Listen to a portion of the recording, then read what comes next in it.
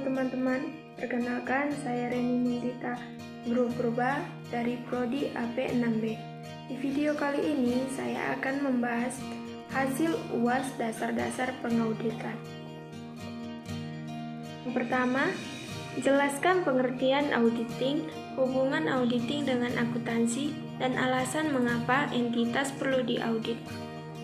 Auditing adalah suatu proses sistematik untuk memperoleh dan mengevaluasi bukti secara objektif berkenan dengan asersi tentang kegiatan ekonomi dan kejadian-kejadian untuk memastikan tingkat kesesuaian antara asersi tersebut dengan kriteria yang ada dan mengomunikasikan hasilnya kepada pihak-pihak yang membutuhkannya. Hubungan auditing dan akuntansi. Metodologi akunting meliputi identifikasi atas peristiwa dan transaksi yang berpengaruh ke perusahaan. Transaksi tersebut diukur, dicatat, diklasifikasi, dan diiktisarkan ke catatan akunting. Hasil dari proses ini adalah penyiapan dan pendistribusian laporan keuangan dan jenis lain dari laporan akunting. Tujuan utama dari akunting adalah mengkomunikasikan data yang relevan dan dapat dipercaya untuk pengambilan keputusan. Dengan demikian, akunting adalah proses yang kreatif. Pemeriksaan atas laporan keuangan historis atau auditing meliputi mempelajari dan mengevaluasi struktur pengendalian intern klien dan memperoleh dan mengevaluasi bukti atas asersi manajemen atas laporan keuangan seperti yang diisyaratkan standar pekerjaan lapangan yang kedua dan ketiga. Proses auditing diakhiri dengan mengeluarkan laporan audit yang mengandung opini auditor atas laporan keuangan klien. Mengapa laporan keuangan perlu diaudit?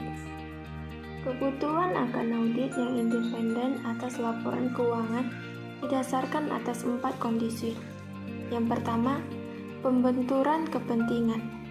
Penggunaan laporan keuangan mungkin memiliki bermacam-macam kepentingan terhadap laporan keuangan suatu badan usaha dan kepentingan tersebut mungkin tidak sesuai dengan kepentingan pembuat laporan keuangan. 2. Pengungkapan memadai. Laporan keuangan yang diterbitkan menggambarkan hanya sumber informasi yang penting untuk pengambilan keputusan manajemen. 3. Kerumitan. Masalah-masalah akuntansi dan proses penyiapan laporan keuangan adalah sesuatu yang sulit dan rumit. 4. Keterbatasan.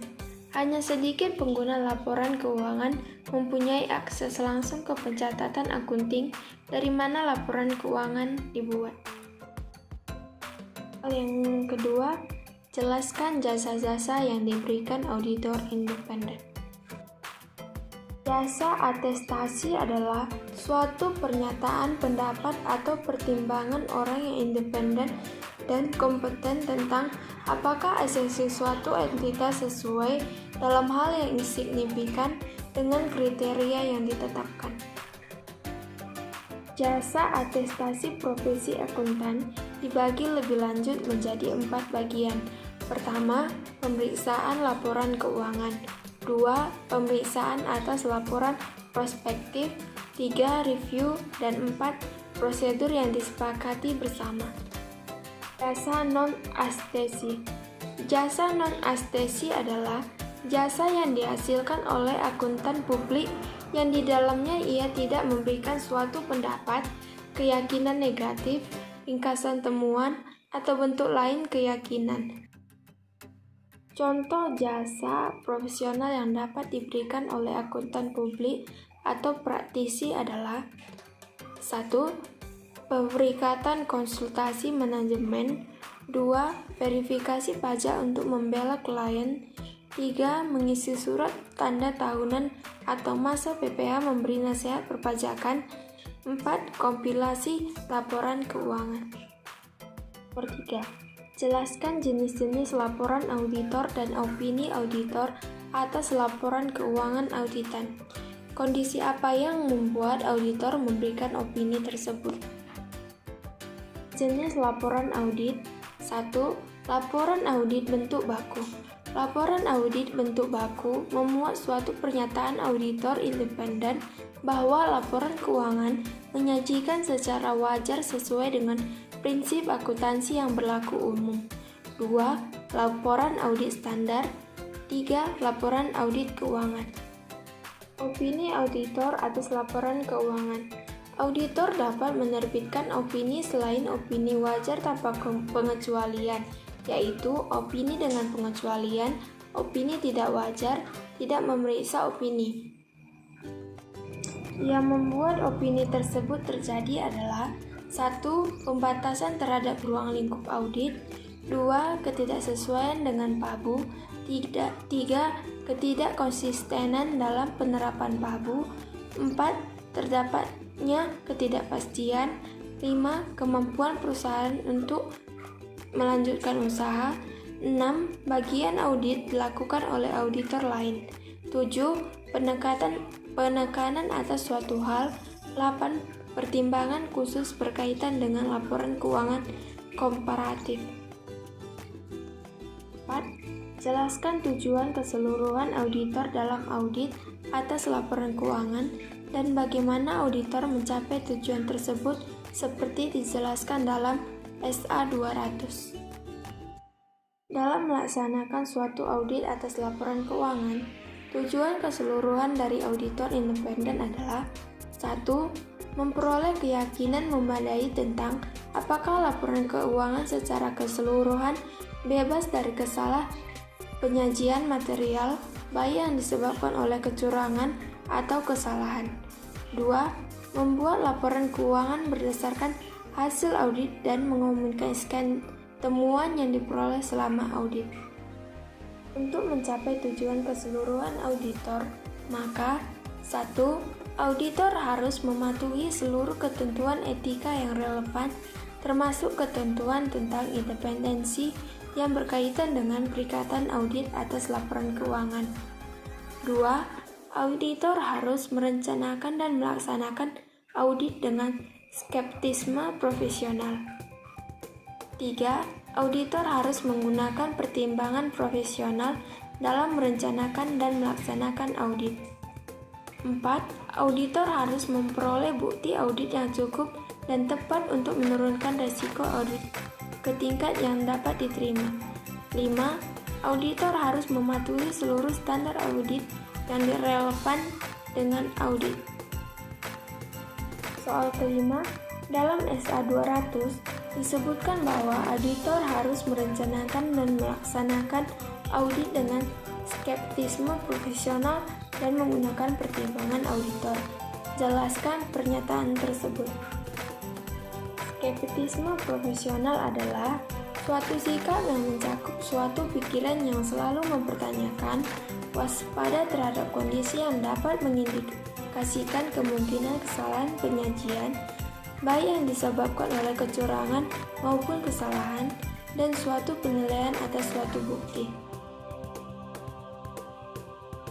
Pertimbangan profesional adalah penerapan pelatihan, pengetahuan, dan pengalaman yang relevan dalam konteks standar audit akuntansi dan etika dalam membuat keputusan yang diinformasikan tentang tindakan yang tepat sesuai dengan kondisi dalam perikatan audit. Soal ke-6, jelaskan tentang tanggung jawab manajemen menurut SA 200 dalam pengauditan atas laporan keuangan. Tanggung jawab manajemen menurut SA 200 adalah 1. Menyusun laporan keuangan sesuai dengan kerangka pelaporan keuangan yang berlaku termasuk penyajian laporan keuangan. 2. Menetapkan dan menjalankan pengendalian internal.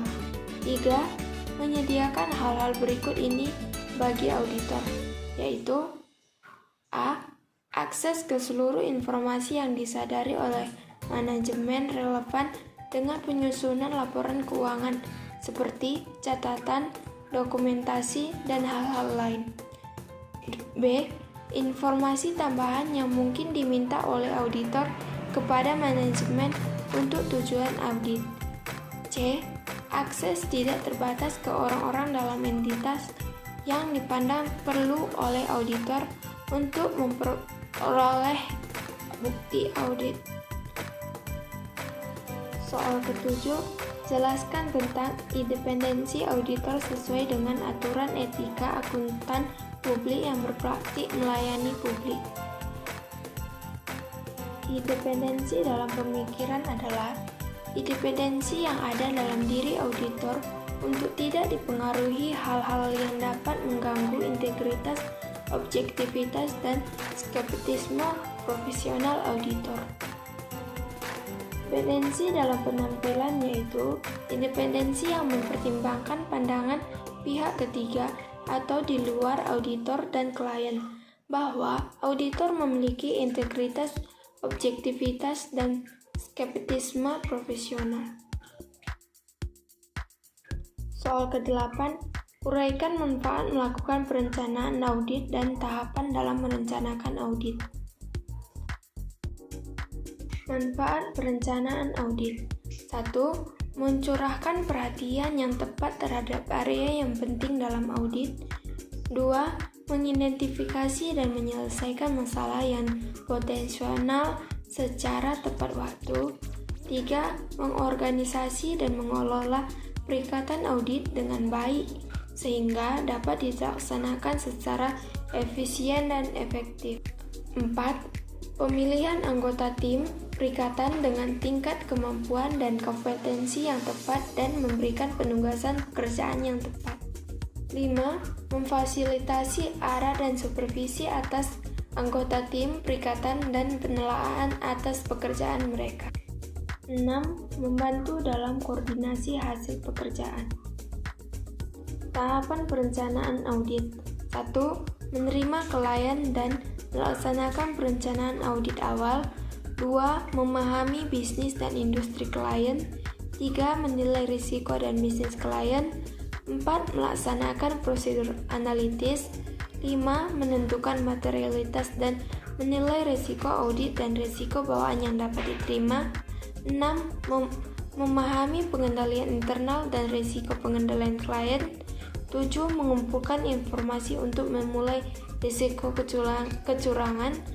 8. Mengembangkan strategi audit keseluruhan dan program audit. 9. Jelaskan tentang asersi manajemen sesuai dengan SA 315. Asersi manajemen adalah pernyataan manajemen secara implisit maupun eksplisit tercantum di laporan keuangan. Asersi manajemen terdiri atas 3. Yang pertama, asersi atas golongan transaksi. 2. Asersi atas saldo akun. 3. Asersi tentang penyajian dan pengungkapan. Asersi atas golongan transaksi terdiri dari keterjadian, kelengkapan, keakurasian, bisa batas, dan klasifikasi. Sedangkan asersi atas saldo akun terdiri dari eksistensi atau keberadaan, hak dan kewajiban, kelengkapan, dan penilaian dan pengalokasian. Asersi tentang penyajian dan pengungkapan terdiri dari keterjadian serta hak dan kewajiban, kelengkapan, klasifikasi dan keterpahaman, dan keakusisian dan penilaian. Soal ke-10, jelaskan tentang prosedur audit dan keandalan bukti audit. Prosedur audit bertujuan untuk memperoleh pemahaman atas entitas dan lingkungan, termasuk pengendalian internal dan menilai risiko salah saji di laporan keuangan, menguji apakah pengendalian internal telah beroperasi secara efektif dalam mencegah salah saji di setiap asersi manajemen, menguji apakah terdapat salah saji di material pada asersi laporan keuangan dengan melakukan pengujian substantif. Keandalan bukti ada 2, yaitu bukti yang memiliki keandalan yang lebih rendah dan bukti yang memiliki keandalan lebih tinggi. Keandalan yang paling tinggi adalah dokumen dihasilkan pihak eksternal dan dikirim langsung ke auditor, dokumen dihasilkan pihak eksternal dan disimpan klien, dokumen yang dihasilkan secara internal dan sirkulasi ke pihak eksternal. Dan keandalan yang lebih rendah adalah dokumen yang dihasilkan secara internal dan sirkulasi internal. Soal ke-11, jelaskan tentang risiko audit dan materialitas dan kaitan antara risiko audit, materialitas, dan bukti audit. Materialitas adalah besaran penghilangan atau salah saji informasi akuntansi yang dapat mempengaruhi pembuatan keputusan ekonomi pihak-pihak yang mendasarkan keputusannya pada informasi tersebut. Audit adalah risiko yang terjadi dalam hal auditor tanpa disadari tidak memodifikasikan pendapatnya sebagaimana mestinya atas suatu laporan keuangan yang mengandung salah saji material. Kaitan antara risiko audit, materialitas, dan bukti audit ialah pertambahan yang satu akan mengurangi pertambahan yang lain. Jika bukti audit diputar sebelah kanan, maka risiko audit akan semakin kecil dengan tingkat materialitas yang ditetapkan, dan jika bukti audit semakin besar, maka risiko audit juga semakin besar. Materialitasnya semakin kecil. 12. Jelaskan kaitan level risiko pengendalian, level risiko deteksi, pengujian pengendalian, dan pengujian substantif. Pengujian substantif adalah prosedur yang didesain untuk menguji apakah ada salah saji moneter atau nilai rupiah yang secara langsung mempengaruhi kewajaran dari laporan keuangan. Pengujian pengendalian adalah pengujian yang dibuat untuk memperoleh bukti tentang efektivitas prosedur dan kebijakan SPI yang dirancang dan dioperasikan oleh klien. Hubungan antara risiko pengendalian dengan risiko deteksi yang direncanakan berbanding terbalik. Sebagai contoh, jika pengendalian internalnya efektif, maka risiko deteksi yang direncanakan dapat dinaikkan sehingga bukti audit dapat diturunkan. Auditor dapat menaikkan risiko deteksi yang direncanakan ketika pengendalian internalnya efektif, karena pengendalian yang efektif akan mengurangi kemungkinan salah saji dalam laporan keuangan. Selain itu, jika risiko deteksi yang direncanakan menurun, maka jumlah pengujian substantif dan prosedur audit serta jumlah bukti yang dikumpulkan meningkat. Sebaliknya, jika risiko deteksi yang direncanakan meningkat, maka jumlah pengujian substantif dan prosedur audit serta jumlah bukti yang dikumpulkan juga menurun. Artinya, jika auditor menentukan tingkat risiko deteksi yang rendah. Soal ke-13, jelaskan prosedur audit yang dipakai dalam pengujian pengendalian.